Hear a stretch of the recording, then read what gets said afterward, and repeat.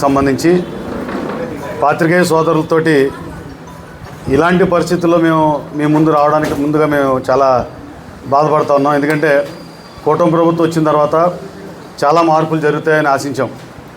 కాకపోతే ఏంటంటే ఇక్కడ ప్రైవేటు విద్యా వ్యవస్థని ఏ ప్రభుత్వం వచ్చినా కూడా చిన్నచూపు చూడటం, ప్రభుత్వ పాఠశాలతో వేరుగా ప్రైవేట్ పాఠశాల ప్రభుత్వ పరిధిలో కాదు అనే విధంగా వాళ్ళు తీసుకునే చర్యల్ని తీవ్రంగా ఖండిస్తున్నాం. ముఖ్యంగా ఈరోజు మీటింగ్ పెట్టడం మెయిన్ ఉద్దేశం ఏంటంటే యూడేస్ అనేది ఒక సెంట్రల్ గవర్నమెంట్ పోర్టల్.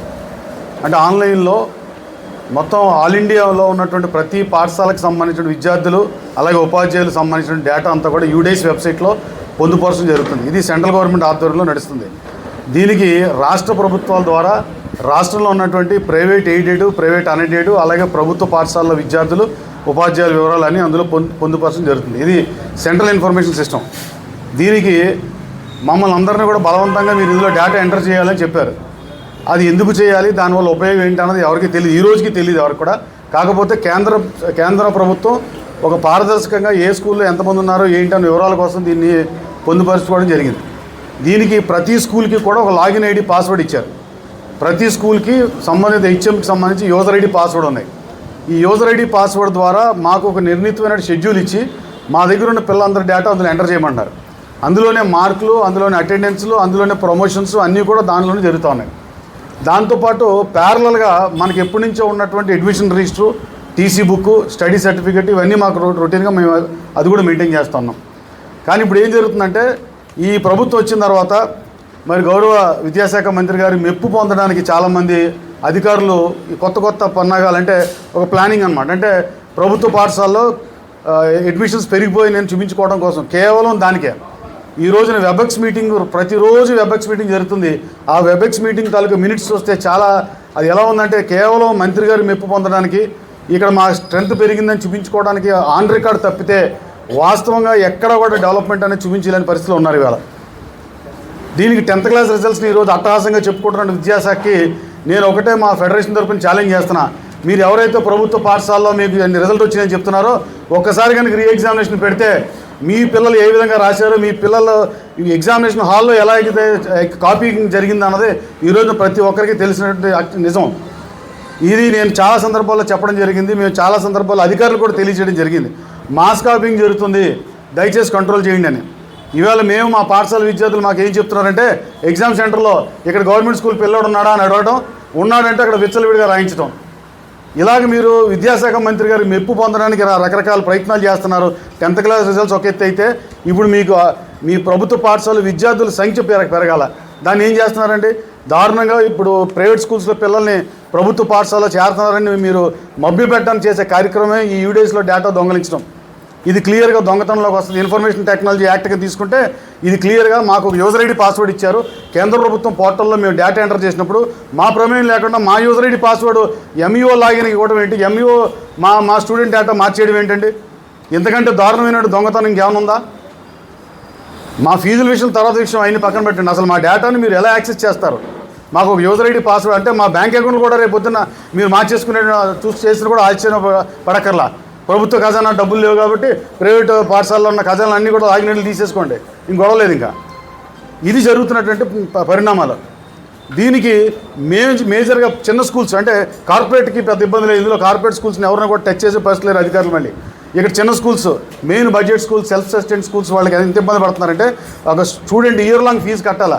ఆ ఫీజు కట్టకుండా డైరెక్ట్గా పేరెంట్ డిక్లరేషన్ ఇస్తే ఆ డిక్లరేషన్ ఆధారంగా అడ్మిషన్ చేయడం అనేది ఇది విద్యా హక్కు చట్టానికి కూడా వ్యతిరేకమని కూడా మీ అందరికీ దయచేసి తెలియజేస్తున్నా. సెక్షన్ 5 విద్యా హక్కు చట్టంలో చాలా స్పష్టంగా చెప్పింది ట్రాన్స్ఫర్ సర్టిఫికేట్ తాలూకు ఇంపార్టెన్స్ ఏంటి, ఒక స్కూల్ నుంచి ఇంకో స్కూల్కి ఎలాగ ట్రాన్స్ఫర్ అవ్వాలా. ట్రాన్స్ఫర్ సర్టిఫికేట్ అనేది ఖచ్చితంగా సంబంధిత ఇచ్చి తీరాలా. ఇవ్వకపోతే హెచ్ మీద యాక్షన్ కూడా తీసుకోవడానికి విద్యాశాఖ అధికారులకి అధికారం ఉంది. మరి అలాంటి నేపథ్యంలో అసలు టీసీ అనేది లేకుండా డైరెక్ట్గా ట్రాన్స్ఫర్ చేయడం, మేనేజ్మెంట్ తెలియకుండా చేయడం అనేది ఇది దొంగిలించడమే అవుతుంది. కాబట్టి దీన్ని దయచేసి ఇమీడియట్గా కమిషనర్ గారు, ప్రిన్సిపల్ సెక్రటరీ గారికి ఆల్రెడీ మేము లీగల్ నోటీస్ కూడా ఇవ్వడం జరిగింది దీనికి సంబంధించి. ఎందుకంటే గౌరవ హైకోర్టు 2021లోనే ఒక పారామీటర్ ఫిక్స్ చేయడం జరిగింది. అంటే టీసీ ఇచ్చేటప్పుడు ఫీజులు ఎలా వసూలు చేసుకోవాలా, అదేవిధంగా టీసీ విషయంలో ప్రభుత్వ అధికారులు ఎవరు జోక్యం చేసుకోవద్దు అని చాలా స్పష్టంగా హైకోర్టు ఉత్తర్వులు ఇచ్చినప్పుడు కూడా దాన్ని బేఖాతరు చేస్తూ ఈ రోజున ఈ విధమైనటువంటి చర్యలు చేపడతా ఉన్నారు. ఇది ఒకటి కాదండి. ఈరోజు నీ కూటమి ప్రభుత్వం వచ్చిన తర్వాత ప్రైవేట్ అన్ఎయిడెడ్ పాఠశాలకు సంబంధించి ఎన్నో సమస్యలు ఉన్నాయి. ఒకటి కాదు, 12(1)C కింద ప్రైవేట్ అన్ఎయిడెడ్ పాఠశాలలో 25% ఫ్రీ సీట్స్ ఇవ్వాలి. ఈ సీట్స్ ప్రకారంగా నిజమైన లబ్ధిదారులు ఏ విద్యార్థులు కూడా రావట్లా. ఈ రోజున మా ప్రైవేట్ అన్ఎయిడెడ్ స్కూల్స్లో సంవత్సరానికి 50,000, సంవత్సరానికి 35,000 కట్టిన విద్యార్థి 1వ తరగతి ఫ్రీ సీట్ అడుగుతున్నాడు. అతను ఎలిజిబులా కాదన్న చోట్ల అడ్మిషన్ ప్రామాణికం ఏంటంటే ఒక ఆధార్ కార్డు ఇస్తే 12(1)C అడ్మిషన్ వచ్చేస్తుంది. ఇవాళ ప్రాక్టికల్గా మేము చూసినట్టయితే కొన్ని అడ్మిషన్స్లో తండ్రి ఏసీ కడుతున్నాడు. వైజాగ్ సైడ్ అయితే ఒక ఆయన యూనివర్సిటీ ఎంప్లాయ్ కూడా ఈ 12(1)Cలో ఫ్రీ సీట్ వచ్చిందంటే మనం ఎంత పారదర్శకంగా అడ్మిషన్ చేస్తున్నారని అర్థం చేసుకోవచ్చు. ఎక్కడైనా స్క్రూటినీ అనేది లేదు. అందుకనే ఈ లాస్ట్ వర్కింగ్ డే రోజున గౌరవ హైకోర్టు కూడా ఒక జడ్జిమెంట్లో ఏం చెప్పిందంటే, ఏదైతే అడ్మిషన్ టైంలో పేరెంట్ ఆన్లైన్లో డాక్యుమెంట్స్ సబ్మిట్ చేస్తున్నాడో ఆ డాక్యుమెంట్స్ కూడా సంబంధించిన స్కూల్ యాజమాన్యానికి ఇమ్మని చెప్పారు. ఎందుకంటే మేము కూడా వెరిఫై చేసుకోవడానికి మాకు కూడా అవకాశం ఉంటుంది కాబట్టి అది కూడా చేశారు. ఈ రోజు వరకు కూడా ఆర్డర్ ఇంప్లిమెంట్ కాలేదు. మాకు ఎటువంటి డాక్యుమెంట్స్ ఇవ్వట్లా.